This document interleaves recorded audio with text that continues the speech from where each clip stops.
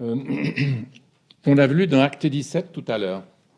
Et dans le début d'Acte 17, eh bien, on voit justement ce qui s'est passé à Thessalonique. Donc, je vais vous lire les premiers versets.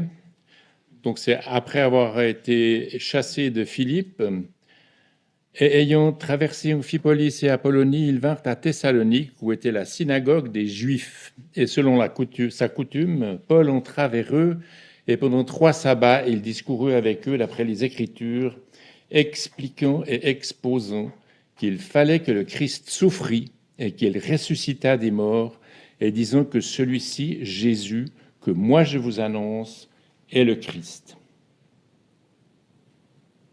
Voilà, c'est juste pour montrer ce que Jésus, ce qui est rapporté dans les actes, que Paul et Sylvain et Timothée ont enseigné. Donc ils ont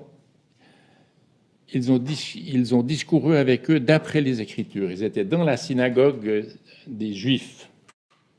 Et ils ont expliqué et exposé qu'il fallait que le Christ souffrit, et ça parlait aux Juifs, pas forcément aux autres, mais aux Juifs, ça leur parlait beaucoup, qu'il fallait que le Christ souffrit et qu'il ressuscita des morts, loin, celui que l'Éternel a choisi, celui que les Juifs attendent toujours, et disant que celui-ci, Jésus, que moi je vous annonce, est le Christ. C'est vraiment cet envoyé de Dieu sur la terre pour sauver les hommes.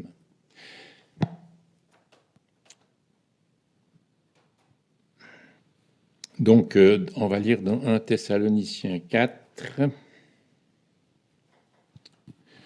Peut-être en introduction, je vais encore dire que les chapitres 4 et 5 constituent la deuxième partie ou la deuxième grande division de la première épître aux Thessaloniciens,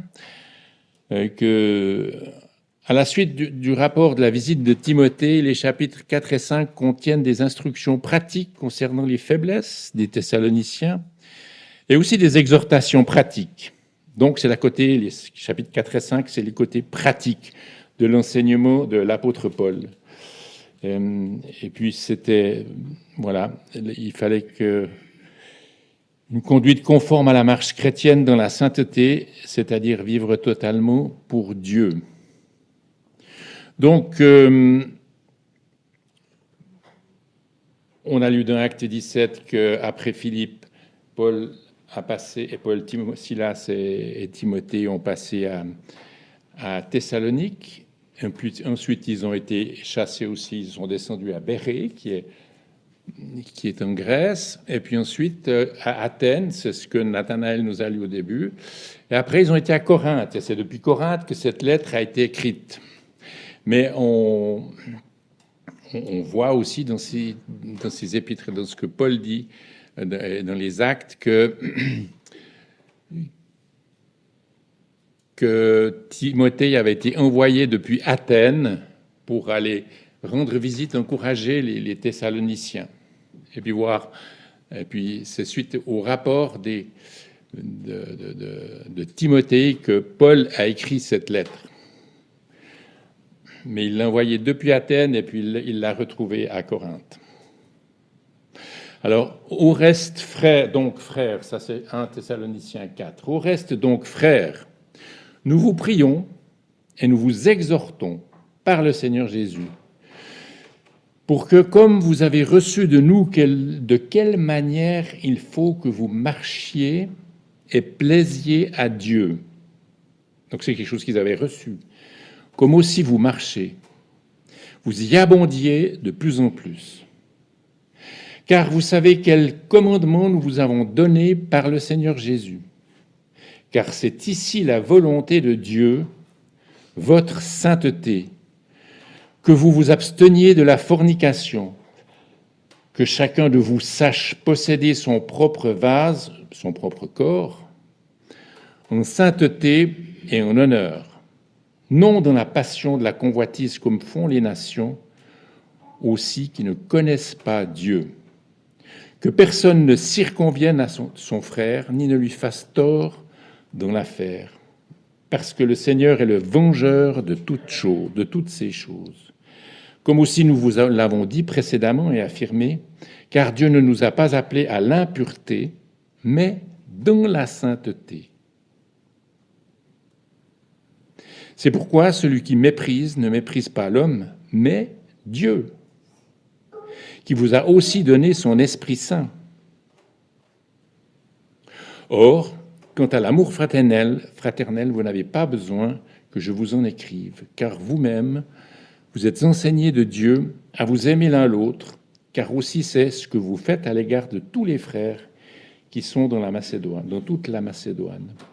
Mais nous vous exhortons, frères, à y abonder de plus en plus et à vous appliquer à vivre paisiblement, à faire vos propres affaires et à travailler de vos propres mains, ainsi que nous vous l'avons ordonné, afin que vous marchiez honorablement envers ceux de dehors et que vous n'ayez besoin de personne.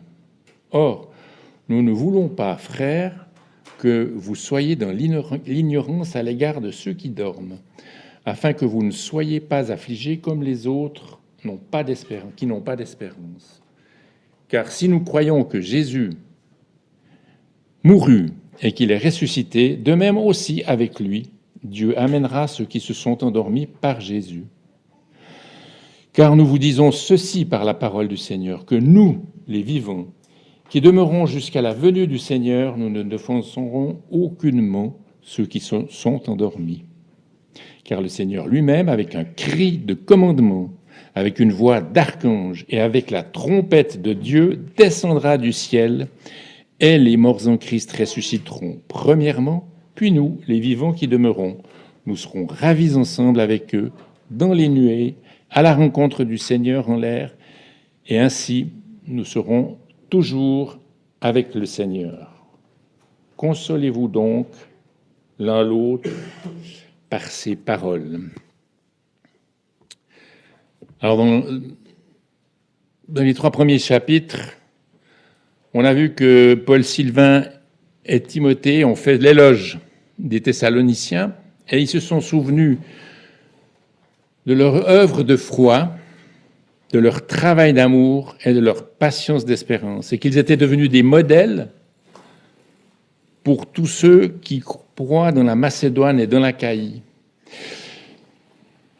Quand on lit ça, on ne se rend peut-être pas compte qu'il s'est passé quelques mois, pas plus, entre le moment où Paul était à Thessalonique et le moment où il écrivait sa lettre. Donc, ça veut dire que les Thessaloniciens avaient un témoignage qui était, on pourrait dire, fulgurant, rapide. Ça n'a pas pris beaucoup de temps pour que les autres sachent et puis qu'ils constatent que c'était vraiment des exemples. Et je trouve ça remarquable. Paul leur avait enseigné énormément de choses en peu de temps. On voit qu'il est resté 3 sabbats dans la synagogue, et peut-être un peu plus en dehors de la synagogue, puisqu'il était viré par les Juifs. Mais il n'a pas dû rester très très longtemps. Et puis, ce qui est remarquable aussi, c'est qu'on a vu que la parole a retenti de chez eux. Donc, ce qu'ils avaient entendu et appris, cette parole de Dieu était devenue pour eux très importante pour leur vie et ils voulaient le partager. Et ça s'est su autour d'eux, en Macédoine, mais plus loin même, dans l'Achaïe. Donc, toute cette partie qui descend depuis la Macédoine, le nord de la mer Égée, jusqu'à Athènes, ça c'est l'Achaïe. Tous ceux-là avaient entendu. Et puis leur foi envers Dieu s'était répandue. Et ça, malgré la persécution. Parce que dans le livre des Actes, il y a beaucoup de persécutions. Et puis ensuite, dans le chapitre 2, il y a Paul qui explique comment ils avaient l'habitude comment ils annonçaient la parole de Dieu, avec sérieux. Ils ne voulaient pas séduire, ils voulaient le faire d'une manière pure, sans ruse. Ils recherchaient à être approuvés de Dieu plutôt que les hommes. Donc pas attendre de l'auditoire qu'il réagisse, qu'il applaudisse. Non, il fallait que Dieu soient honorés et pas les hommes. Et, et les Thessaloniciens, ils ont accepté d'ailleurs cet évangile comme étant vraiment la parole de Dieu, pas la parole des hommes, mais la parole de Dieu. Donc c'est très, très important que quand on parle, et puis ça, je pense qu'il faut pouvoir prier pour ceux qui parlent de la parole, c'est que on parle devant Dieu de ce que Dieu a dit, et puis on ne parle pas de ce que les hommes aimeraient entendre, de ce que Dieu veut dire aux hommes qui ont besoin d'entendre. Et puis ensuite, on a vu que dans le chapitre 3, qu'une fois qu'il est revenu, que Timothée est revenu de Thessalonique pour rencontrer Paul à Corinthe, il avait annoncé de bonnes nouvelles encourageantes qui avaient encouragé et réjoui Paul. Et on voit tout au long de cet épître, il est sans cesse parlé de l'affection ou de l'amour qu'ils avaient les uns pour les autres, aussi bien ceux de Thessalonique que Paul pour eux. Et ça, c'est quelque chose qu'on voit tout au long de cet épître, et je trouve ça vraiment touchant de savoir que Paul avait vraiment à cœur, et on se rend compte que Paul, Sylvain et Timothée, ils avaient vraiment à cœur, ils aimaient ces Thessaloniciens, qui le leur rendaient bien. Parce que les Thessaloniciens, dans le rapport de Timothée, ils étaient très encouragés. Et ils intercédaient aussi pour Paul et Timothée. Ils gardaient un bon souvenir de sa venue. Et Paul, il désirait que quand Jésus reviendrait, il les trouve irréprochables devant les hommes et saints devant Dieu. Donc, ce qu'on a lu aujourd'hui, ça montre un petit peu de quelle manière il faut être recherché et vivre cette sainteté. Donc on peut diviser ce chapitre en deux parties. La première partie, les versets 1 à 12, la marche chrétienne qui plaît à Dieu. Et puis ensuite, versets 13 à 18, l'enlèvement de l'Église. Donc la marche chrétienne qui plaît à Dieu, dans ces versets 1 à 12, on va diviser ça encore en trois parties. Le verset 1 et 2, la volonté de Dieu, c'est la sainteté de chaque croyant. Les versets 3 à 8, la pureté sexuelle. Et les versets 9 à 12, l'amour fraternel. Ensuite, ça c'est juste pour cette première partie. Donc, la volonté de Dieu, c'est la sainteté de chaque croyant. Ce qu'on a lu dans les versets 1, 2, et puis juste au début du verset 3, la volonté de Dieu, c'est votre sainteté. Et Paul en parle aux Thessaloniciens. C'était important pour lui d'en parler aux Thessaloniciens. Est-ce que vous connaissez beaucoup de gens qui se préoccupent de votre sainteté, honnêtement, de votre marche chrétienne, de la manière dont vous vivez pour Dieu? Est-ce que ce n'est pas le rôle de nos frères et sœurs? On doit prier les uns pour les autres, parce que c'est extrêmement important, ça.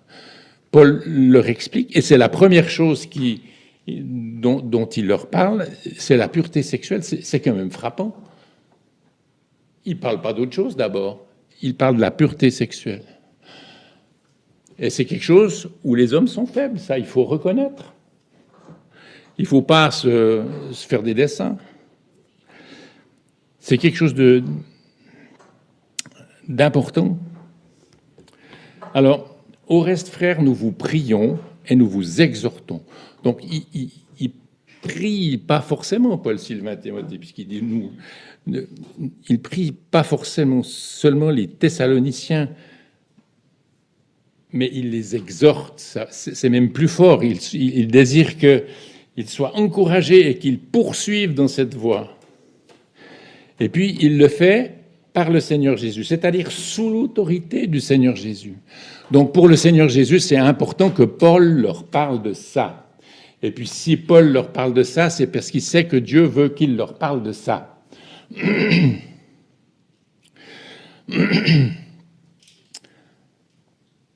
Et nous vous exhortons par le Seigneur Jésus pour que, comme vous avez reçu de nous de quelle manière il faut que vous marchiez et plaisiez à Dieu. Donc s'il a reçu d'eux, c'est que Paul leur en avait parlé quand il y était. Que vous marchiez et plaisiez à Dieu. Voilà, c'est le programme de la vie chrétienne. Est-ce qu'on se rend vraiment compte que c'est ça qui est le plus important pour Dieu? Comme aussi vous marchez, et puis que vous y abondiez de plus en plus. Donc, il le faisait avec imperfection, puisqu'il leur parle de leurs imperfections juste après, mais il le faisait quand même. Et puis qu'il se rendait bien compte, vous y abondiez de plus en plus, ça veut dire que, voilà, il y a un but à atteindre, puis on en est peut-être encore loin. Il y a encore quelque chose à faire. Car vous savez quel commandement nous vous avons donné par le Seigneur Jésus. Donc c'est même des commandements qu'il leur a donnés. Ce n'est pas simplement des conseils gentils, c'est des commandements. C'est quelque chose qu'il les encourage à pratiquer, mais c'est quelque chose que, en plus, il le faisait sous l'autorité de Christ, donc c'est quelque chose d'important pour Jésus aussi, pour notre Sauveur. Car vous savez quel commandement est, et car c'est ici la volonté de Dieu, votre sainteté. Une vie de sainteté. On a vu il n'y a pas longtemps à Biblos, Romains 12, et le premier verset de Romains 12 est extrêmement important à cet égard. Offrir nos corps en sacrifice vivant, saint, agréable à Dieu, ce qui est votre service intelligent, c'est important pour Dieu. Mais offrir vos corps, se donner totalement pour Dieu, c'est pas juste quand il faut, c'est pas le dimanche matin seulement, c'est tout le temps, toute la semaine, de nuit comme de jour. Alors c'est vrai que ça nous interpelle tous, parce que c'est pas facile. On est vite distrait par beaucoup de choses du monde qui sont relatives au monde qui nous entoure, aux soucis qu'on a, etc. Donc c'est pas forcément évident. Donc on a tous des progrès à faire et à s'encourager à cela. Donc cette vie de sainteté, c'est quelque chose de très important pour Dieu. C'est la volonté de Dieu, votre sainteté. La volonté de Dieu, c'est ma sainteté et c'est la volonté de chacun d'entre nous. C'est la volonté de Dieu pour chacun d'entre nous, votre sainteté.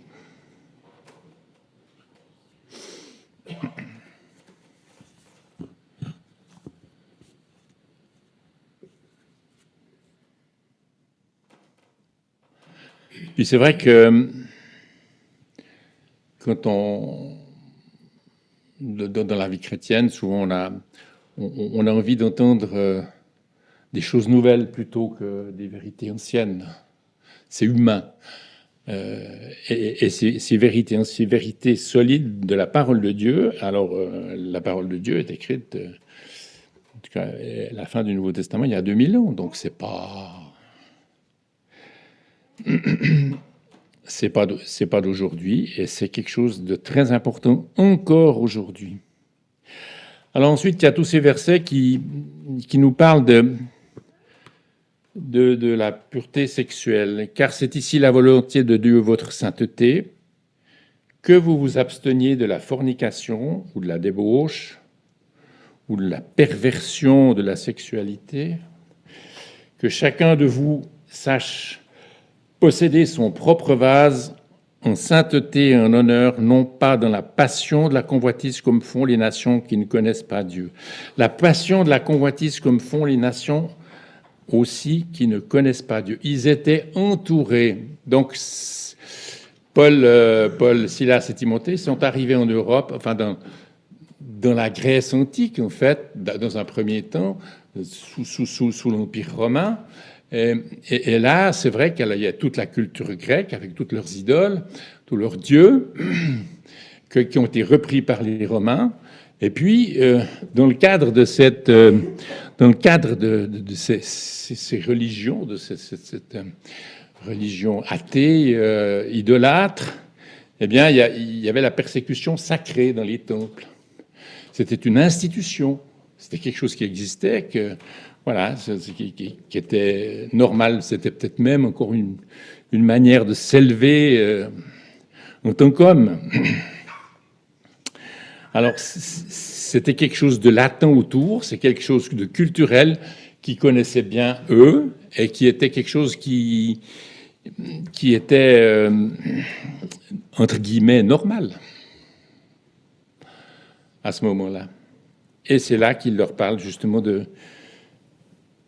la fornication.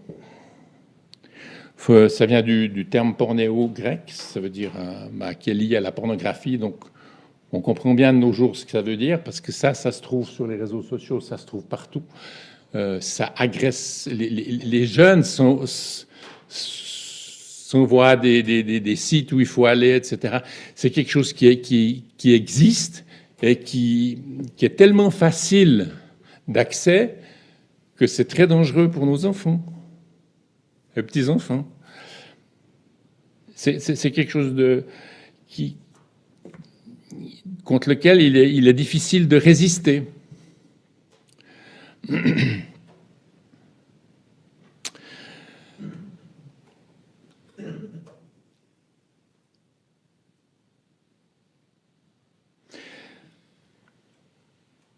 Donc, cette première instruction qu'il donne, Paul,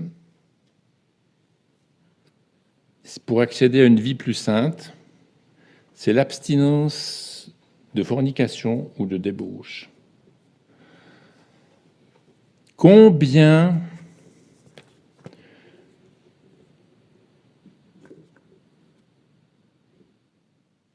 de perversion il y a, de débauche, enfin d'égarement sur le plan sexuel. La sexualité, c'est un cadeau de Dieu pour un couple qui se marie avec Dieu, devant Dieu. C'est un cadeau de Dieu, là, la sexualité, pour avoir des enfants. C'est un cadeau de Dieu, mais l'homme pervertit ce cadeau. Et ça, c'est quelque chose qu'il faut se rendre compte. Et puis, on n'a pas à se glorifier parce qu'on est dans l'Assemblée, parce que tout va bien, non. Il y a beaucoup de choses cachées dans l'Assemblée, malheureusement. Et le but de la sanctification, c'est pas de faire le haro sur ces gens-là, parce que ça peut arriver à tout le monde, que ça soit les abus, que ça soit l'homosexualité, que ça soit la pédopornographie qu'on voit même maintenant, ça se vend comme des petits pains par les Chinois. C'est impressionnant tout ce qui se fait. Et ça, c'est le monde qui nous entoure qui est comme ça. Et on n'y fait pas forcément attention. Mais comment poursuivre la sainteté dans ces cas-là? Dieu, il désire que les Thessaloniciens continuent dans la sainteté. Paul le savait très bien. Paul se rendait compte des faiblesses. Et Paul les exhorte à rechercher cette sainteté quelque part. Et comment ça se fait? Comment ça peut se faire? Quand on constate, quand Dieu nous met devant les yeux ce que je suis capable de faire, quand Dieu me met devant les yeux ce que je suis capable de faire, quand il me met devant les yeux mes égarements, quand il me met devant les yeux mes péchés, en gros, de quelque ordre qu'il soit, comment revenir à Dieu?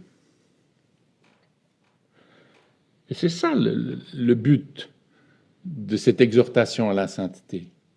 Comment revenir à Dieu en cas de péché qui souvent, nous, on traite, on juge, et puis ça ne veut pas dire qu'il faille les mettre de côté, non? Mais ça veut dire qu'il faut les placer devant Dieu, il faut les reconnaître, il faut se repentir, il faut confesser ses péchés, et Dieu pardonne.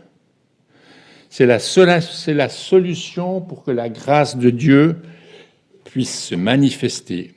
Mais de grâce, n'évitons pas cet exercice. Je sais que c'est dur, que c'est difficile à faire.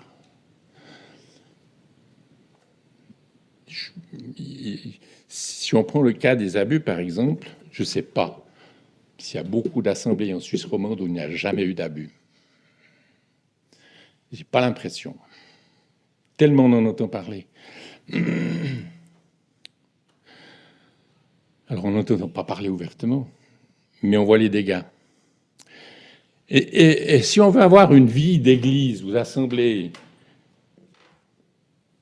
vivante, eh bien, il faut régler ces choses-là. C'est ce que Dieu nous demande. Là, typiquement, la sainteté et la débauche s'excluent l'un l'autre. Si je pratique la sainteté, si je pratique la débauche, ça exclut ma sainteté. Je peux pas me dire que je suis saint, c'est pas possible. Et si je recherche la sainteté, et si je désire la poursuivre et me mettre en règle avec Dieu, eh bien, ça élimine la débauche.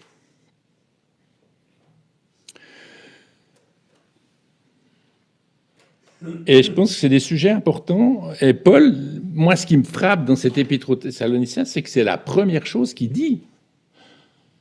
Donc, il faut croire que c'est pas seulement de notre temps, que c'est trop facile d'y accéder à toutes ces choses-là, ou de le faire, ou de...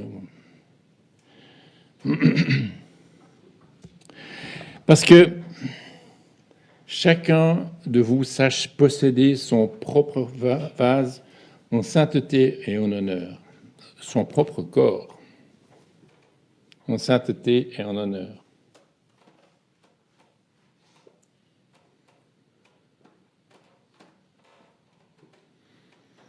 Pour ça, Dieu nous donne le Saint-Esprit.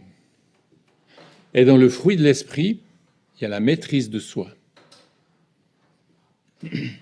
Si on veut se maîtriser, si on veut maîtriser son corps, on peut avoir recours au Saint-Esprit qui peut nous aider. Et c'est important de s'en rendre compte parce que on est désarmé souvent, on ne sait pas comment faire. Et puis il y a des choses souvent qui sont tellement difficiles à gérer, tellement graves, ou humainement parlant, entre guillemets, hein, mais devant Dieu, de toute façon, tout est grave comme péché, mais humainement parlant à gérer, qu'on a besoin du Saint-Esprit, on a besoin de sa grâce, on a besoin de lui mettre les choses devant. Ça ne veut pas dire qu'il faille le faire publiquement.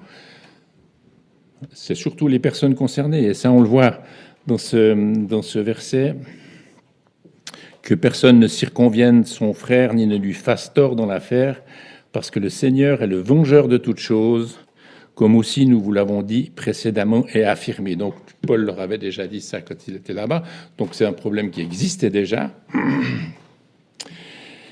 Et pourtant, dans toute sa lettre, il trouve que c'est extraordinaire ce rayonnement des Thessaloniciens dans toute la région autour d'eux.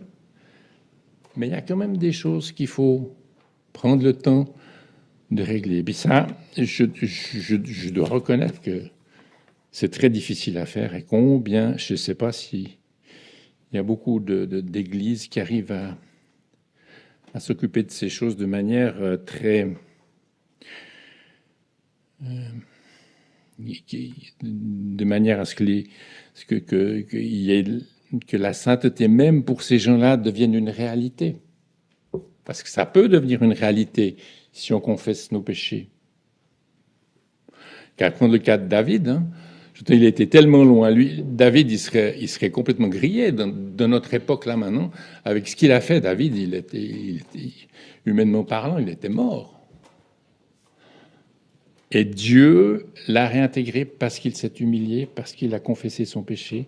Il n'y a qu'à voir le psaume 51. C'est magnifique, ce psaume 51. Et si David n'avait pas fait cette erreur, entre guillemets, eh ben on n'aurait pas ce psaume. Mais Dieu savait que même dans un cas comme ça, David pouvait revenir à lui. Et ça, je trouve extraordinaire. Dieu, il sait qu'on peut revenir à lui. Il nous donne les moyens de le faire.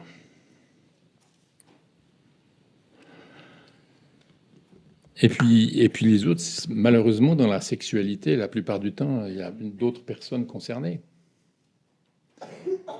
Et puis Dieu est le vengeur de ça. Il faut s'en rendre compte. La sainteté de Dieu, c'est quelque chose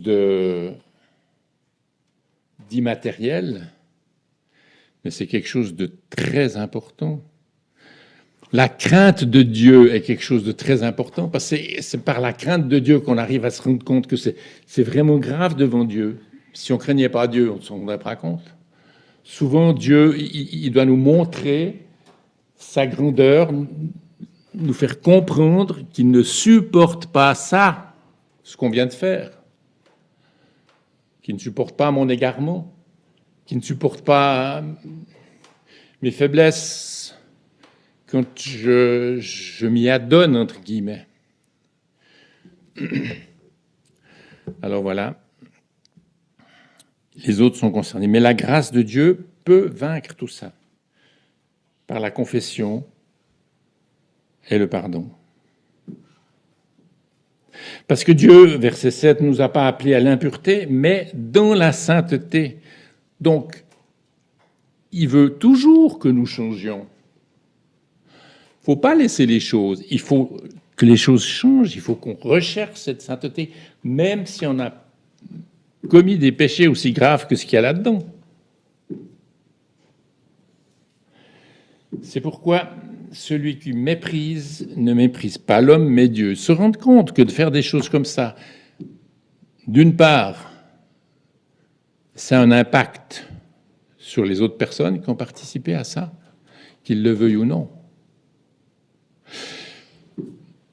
Combien d'enfants abusés ne s'en rendent pas compte? Combien d'enfants abusés ne s'en rendent compte que à la puberté, que lorsqu'ils vont se marier? C'est des choses qui sont enfouies en eux. C'est des choses qu'ils n'arrivent pas à accepter, mais c'est inconscient, qu'ils n'arrivent pas à accepter, qu'ils n'arrivent pas à voir. Ils l'enfouissent sans le savoir en eux. Ça arrive et finalement, ça fait souvent des troubles de la personnalité. Pourquoi? Parce que de temps en temps, ça ressort. Il y a quelque chose qui ressort, mais sans savoir vraiment d'où ça vient et pourquoi. Mais je peux vous dire que c'est des choses épouvantables après. Ces gens, ils sont marqués à vie. Et puis, malheureusement, comme ils ont été marqués, et puis qu'en eux, il y a des choses qui ont été cassées, mais ils repartent dans ces trucs eux-mêmes, sans s'en rendre compte tout de suite, sans en être forcément conscients. C'est juste pour donner un exemple, mais il faut se rendre compte, ça peut aller très loin. La guérison est très importante. La guérison spirituelle, par la confession et le pardon. Mais la confession, on se rend compte que c'est vraiment grave.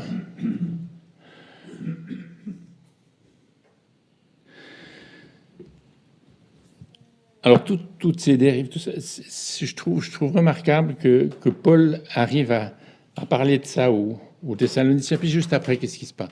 Il parle de l'amour fraternel.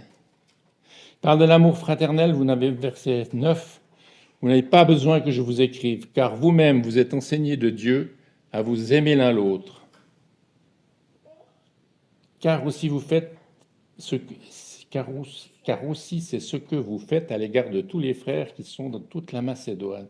Donc, ils avaient un amour fraternel important. Et ça aide beaucoup dans les relations pour régler ce genre de situation. Ça, c'est quelque chose de magnifique, parce que cet amour, il vient d'où? Il vient de Dieu. C'est aussi un fruit de l'esprit, mais c'est versé dans nos cœurs par le Saint-Esprit, l'amour de Dieu. Il faut simplement le laisser agir, et pas le brider, comme l'esprit d'ailleurs, que ce soit l'amour ou l'esprit, puisque c'est un fruit de l'esprit, une partie du fruit de l'esprit, l'amour, la paix, la joie.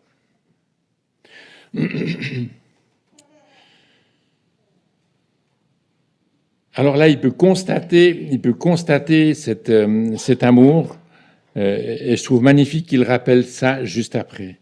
Ça montre la relation intime qu'il a avec eux, ça montre la relation d'amour qu'il a avec eux, ça montre qu'il désire qu'ils changent, qu'il désire qu'ils progressent, qu'il désire aussi qu'ils vivent tous dans la sainteté.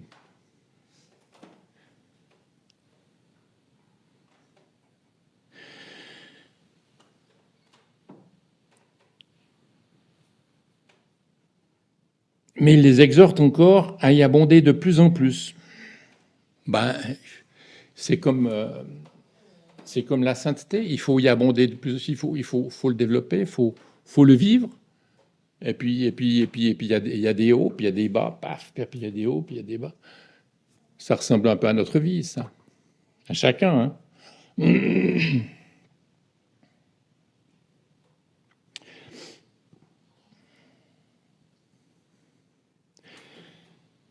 Et puis aussi, alors, ils doivent s'appliquer à vivre paisiblement, puis à abonder de plus en plus avec cet amour fraternel. S'appliquer à vivre paisiblement dans la tranquillité, à s'occuper de ses propres affaires et pas de celles des autres, à moins que, voilà, dans des relations pastorales, ça peut être normal. Mais c'est un autre chapitre. Et à travailler de leurs propres mains pour ne pas être à charge des autres. Parce que le travail est une bénédiction de Dieu aussi. Il ne faut pas l'oublier, ça quand même, c'est un cadeau de Dieu, le travail. C'est pas quelque chose c'est pas une punition par rapport au péché de l'homme.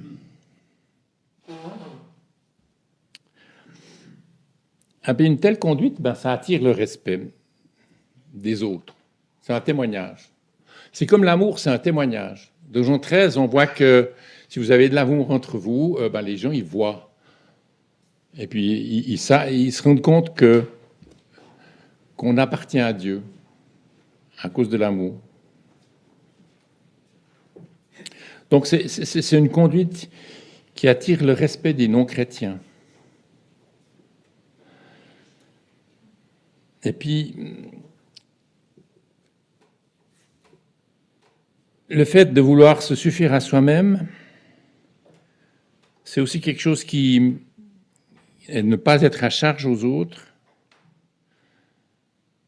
Ça nécessite un amour chrétien avec une certaine maturité. Puis on va passer à la troisième partie. Nous ne voulons pas, frères, que vous soyez dans l'ignorance à l'égard de ceux qui dorment, c'est-à-dire ceux qui sont morts, déjà morts. Parce que malheureusement, ils avaient entendu parler du retour du Seigneur qui viendrait chercher les croyants. Et puis ils étaient très en souci pour tous les croyants qui étaient déjà morts. Parce qu'ils pensaient que c'est seulement ceux qui restaient sur la terre qui seraient enlevés. Et ça leur causait un grand souci. Et ils étaient dans l'ignorance de ça. Ils étaient affligés. Ils étaient affligés, c'est quelque chose qui...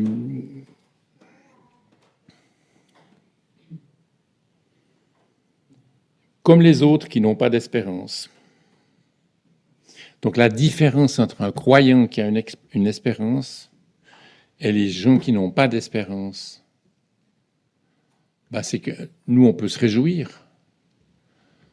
Et puis, eux, ils peuvent être tristes. Parce qu'ils ne savent pas, ou ils ne veulent même pas reconnaître qu'il y a quelque chose après la mort. Ou qu'on sera toujours avec le Seigneur, ils ne peuvent même pas se rendre compte de ça. C'est difficile à comprendre si on ne connaît pas le Seigneur. Nous croyons que Jésus mourut et qu'il est ressuscité. Donc Jésus est vraiment mort et il est ressuscité. Dieu, de même aussi avec lui, Dieu amènera ceux qui se sont endormis par Jésus. Donc Dieu, il va ressusciter les morts. Et c'est ce qu'il dit. Car le Seigneur lui-même, avec un cri de commandement, avec une voix d'archange, avec la trompette de Dieu, ça va se voir, ça va se savoir que tu vas venir rechercher son Église. Et les morts en Christ ressusciteront premièrement, puis nous, les vivants qui demeurons, serons ravis ensemble avec eux dans les nuées, à la rencontre du Seigneur en l'air. Jésus va venir rechercher les siens quand il va enlever son Église. Et il y aura ceux qui sont déjà morts, qui sont poussière, parce que nous retournons à la poussière, et puis il y aura les vivants qui seront avec lui. Et aussi nous serons, et ainsi nous serons toujours avec le Seigneur. C'est magnifique. On sera toujours avec le Seigneur à partir de ce moment-là. Et puis c'est quelque chose qui nous console.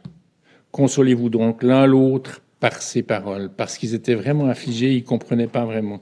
Et Paul leur aide à comprendre ce que c'est que les aide à comprendre ce que c'est que l'enlèvement de l'Église. Alors en conclusion,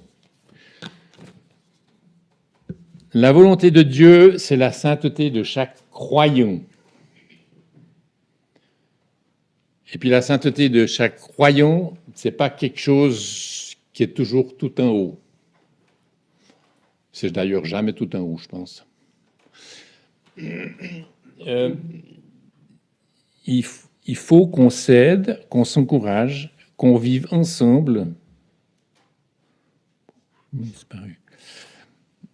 Qu'on vive ensemble ces épreuves.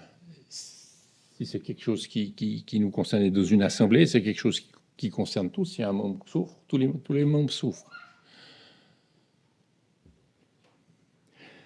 La pureté sexuelle d'un croyant, elle honore Dieu. Il faut qu'on s'en rende compte. Parce qu'au siècle, voilà, la liberté sexuelle qui a été prônée depuis bientôt un siècle. C'est dans ce monde-là qu'on vit. Puis maintenant, ça prend des dimensions affligeantes. La repentance, avec la reconnaissance du péché, la confession et le pardon, est la solution pour que la grâce de Dieu puisse se manifester et pour progresser dans la sainteté. La manifestation de l'amour dans la vie des croyants entre eux et envers les autres est un témoignage qu'ils appartiennent à Dieu et un témoignage aussi de leur dignité. N'oublions pas ça. Et puis cet amour aide à ce que ces choses puissent être réglées. Et ne pas... Voilà. On a tous des faiblesses. On a tous besoin de la croix. On a tous dû confesser nos péchés devant Dieu. On n'est pas meilleur que les autres. Pas croire. Et puis que l'enlèvement de l'Église est l'espérance de chaque chrétien d'être pour toujours avec Jésus-Christ. Alors que ça nous encourage dans notre vie de foi à la recherche de la vie de sainteté. Parce que c'est vrai, une vie de sainteté, c'est pas une chose auquel on s'encourage vraiment forcément à prier. Et puis se préoccuper de la sainteté de mon frère ou de ma sœur, est-ce que vraiment ça... Je me rends compte que c'est important pour Dieu. Voilà.